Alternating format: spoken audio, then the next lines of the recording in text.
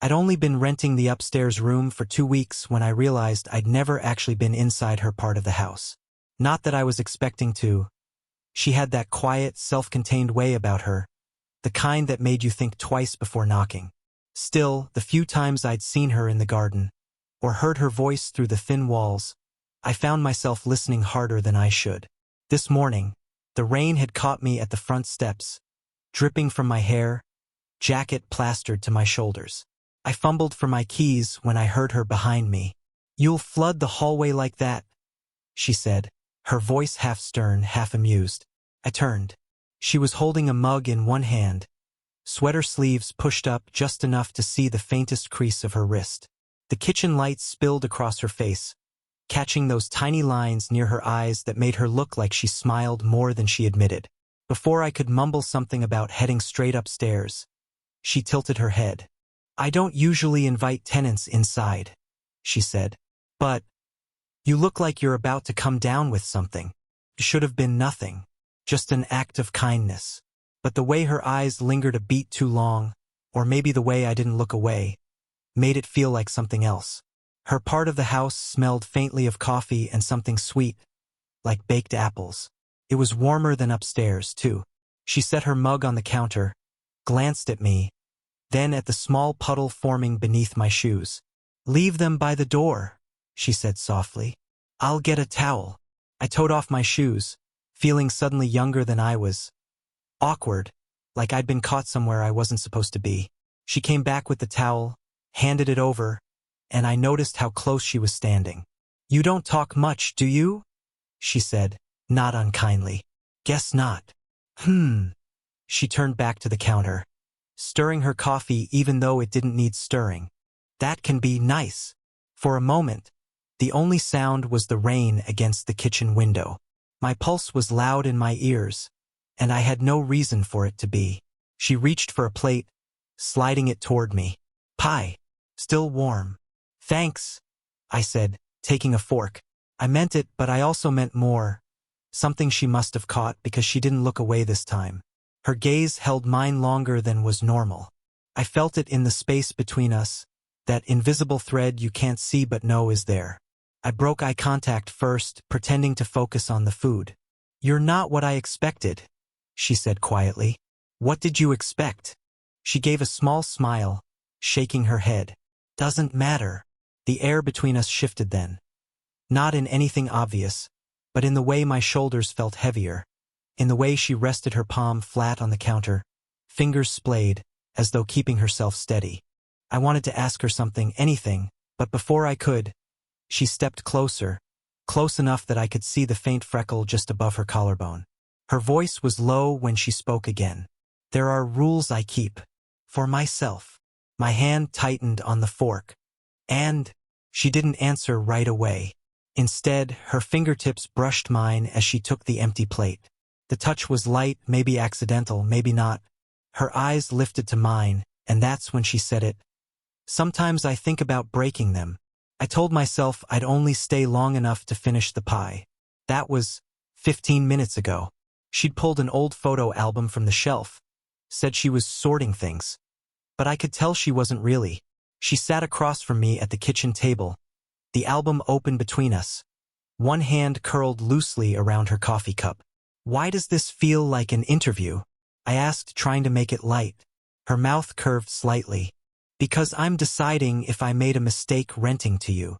I laughed, or tried to, but something in her tone made me search her face. "You mean that?" She didn't answer, just turned a page in the album. The photos were older, sun-faded. Her in a garden, her hair longer, standing beside someone whose arm was around her waist. I didn't ask who. "Not married anymore?" I said before I could stop myself. She looked up at me then, really looked. "No, not for a long time." There was a pause, the kind that settles heavy between two people. I noticed her thumb tracing the edge of the page, slow and distracted. Her nails were short, unpolished, the kind that came from doing things herself. "You always look like you're thinking," I said. "I am." Her eyes stayed on mine. That's the dangerous part. I wasn't sure if she meant her or me. The rain had eased, but neither of us mentioned it. Outside, The street lamp light caught in the slick pavement, the world looking softer, blurred. In here, the air felt still, like if I moved too quickly, I'd break whatever fragile thing had formed between us. "You could have just told me to dry off and go upstairs," I said quietly. "I could have." She said it like she'd been thinking the same thing, like she knew there was something wrong about all this, and still, she wasn't making me leave. I noticed the faint line where her sweater had stretched at the elbow, the way her hair was just slightly messy in the back, like she'd been leaning against the couch. None of it was meant to be alluring. It was just her. And somehow that was worse. "Why'd you move here?" she asked suddenly. I hesitated. Needed a change. She tilted her head, waiting. Also, I didn't really have anywhere else to go. Her expression softened, but she didn't push. She just sat back, looking at me like she'd found some piece of a puzzle she hadn't been expecting. A clock in the hall ticked louder than it should have. My throat felt dry. "You should stay a bit longer," she said finally, and there was no mistaking it as casual. She reached out then, maybe to gesture, maybe to steady herself, but her fingers rested on my forearm. Light, warm.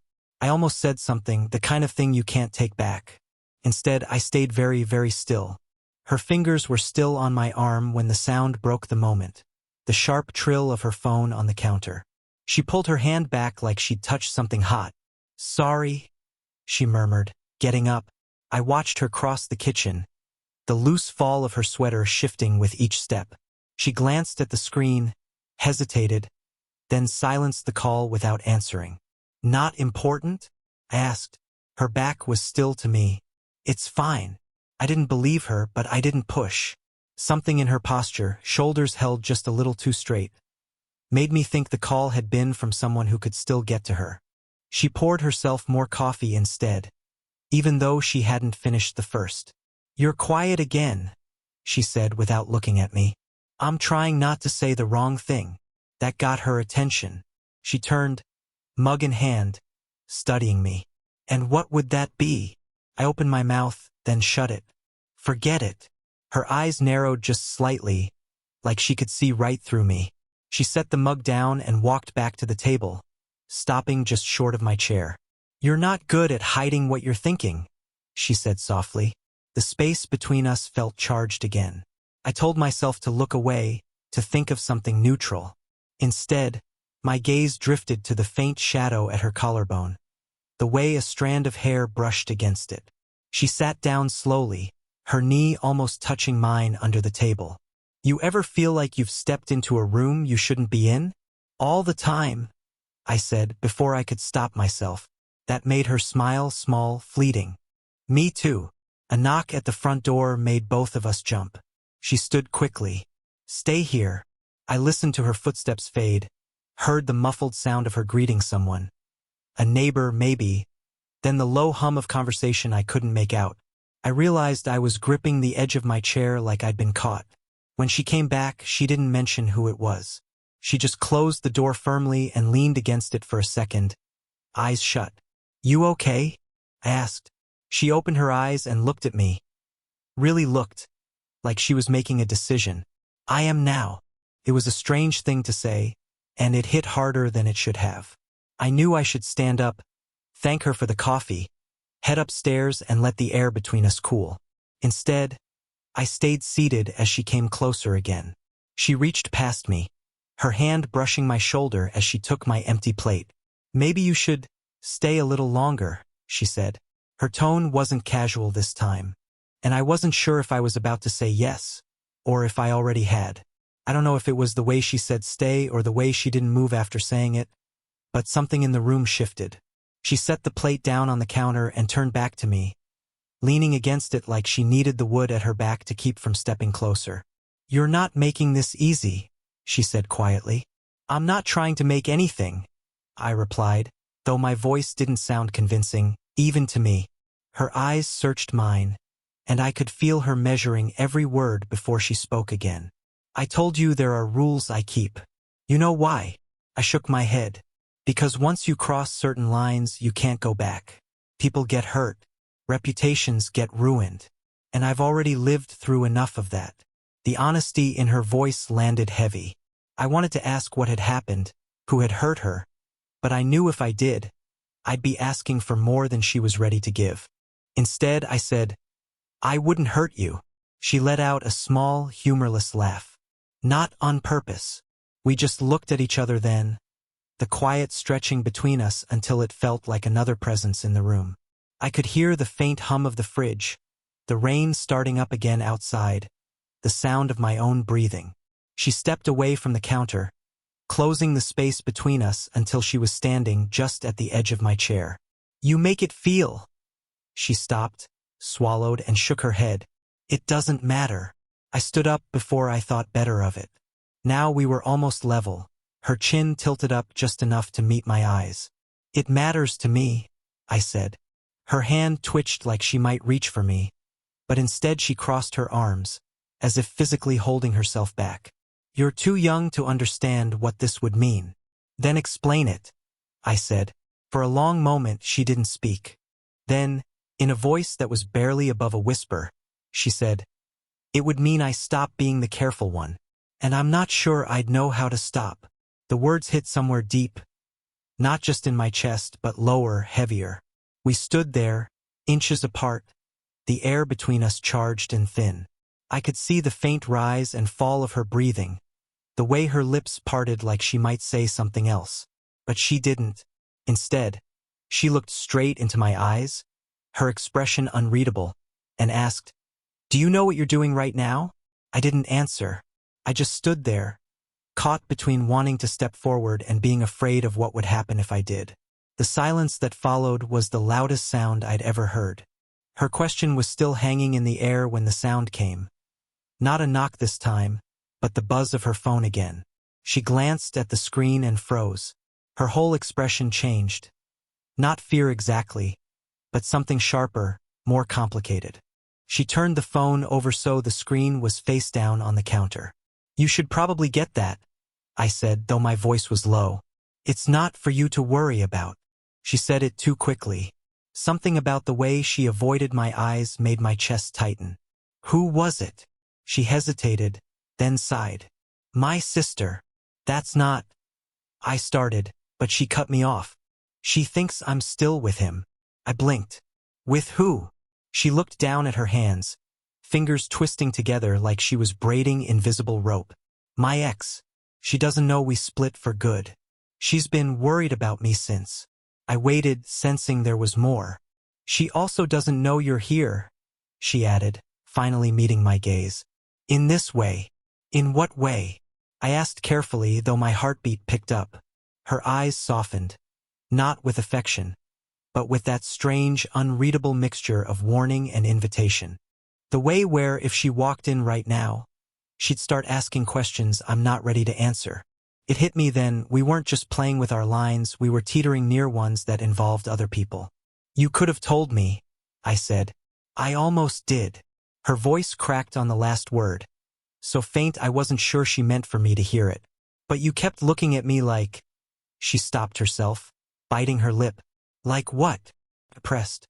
She shook her head, turning away toward the window. The rain was coming down harder now, the glass beaded with tiny rivulets. She rested her palm against it, like I was someone worth looking at again. The words landed like a stone in my chest. I stepped closer, not touching her yet. "That's because you are." Her shoulders tensed, not in rejection, but like she was holding back from leaning into it. She turned then, close enough that I could see the tiny reflection of my own face in her pupils. "That's dangerous for me to hear," she whispered. Before I could respond, there was a loud thud from the front door, the sound of someone trying the handle. Her eyes widened. "That's her." My stomach dropped. "Your sister." "Yes, and she has a key." The moment splintered instantly.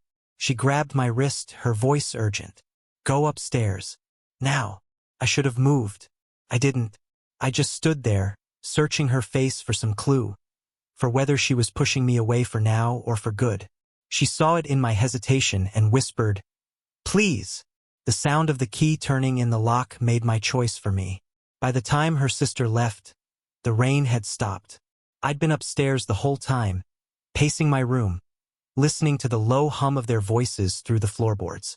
I couldn't hear words, just the rise and fall, and the occasional silence that felt heavier than talking. When the front door clicked shut, I came halfway down the stairs and stopped. She was leaning against the wall by the kitchen, head tilted back, eyes closed. "You can come down," she said, without opening them. I stepped into the light. "Is she gone for good?" "For now." Her voice was tired, but not sharp. We just looked at each other across the kitchen doorway. No jokes, no small talk, just the space between us, full of everything we hadn't said. "You didn't have to hide me," I said quietly. "Yes, I did." She straightened, brushing her hair back. "Not because I'm ashamed. Because I don't trust what would happen if people started asking questions." I nodded, though it felt like agreeing to something I didn't want to. "So where does that leave us?" She gave a soft, almost pained laugh. "That's the problem. I don't know if there is in US." The words should have felt like a door closing, but they didn't. They felt like she was telling the truth.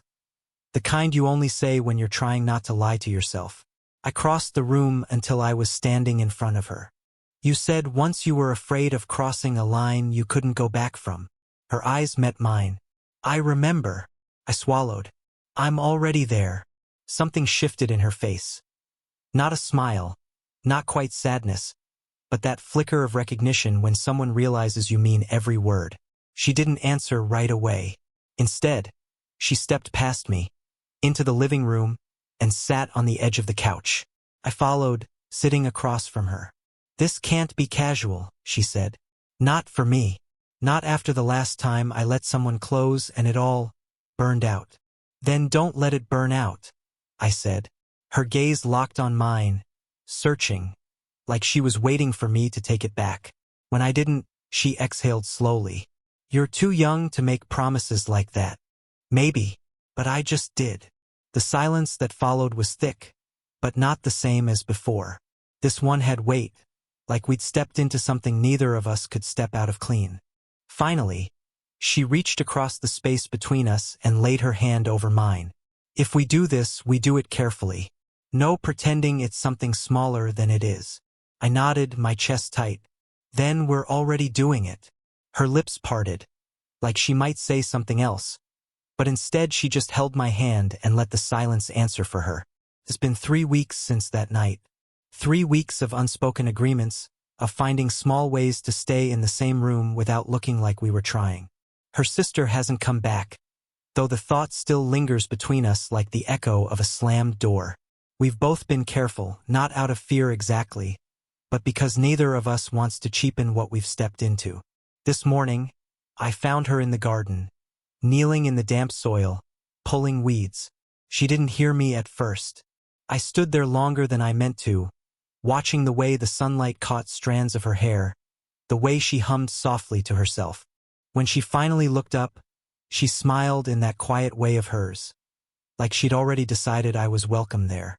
"Coffee's inside," she said. I sat at the kitchen table while she washed her hands at the sink. The smell of fresh coffee filled the air, grounding me. She poured 2 mugs, set one in front of me, and sat down across from me. "Things feel different," I said. "They are," she replied. No hesitation. We talked then, really talked, about her marriage and how it ended, about the people who assumed they knew her better than she knew herself, about why I'd left where I came from, and why I wasn't going back. "I used to think," she said, "that feeling seen was dangerous, that it would make me reckless." She reached for her mug, pausing. "But maybe it just makes you honest." I thought about that for a moment. And where does honesty leave us?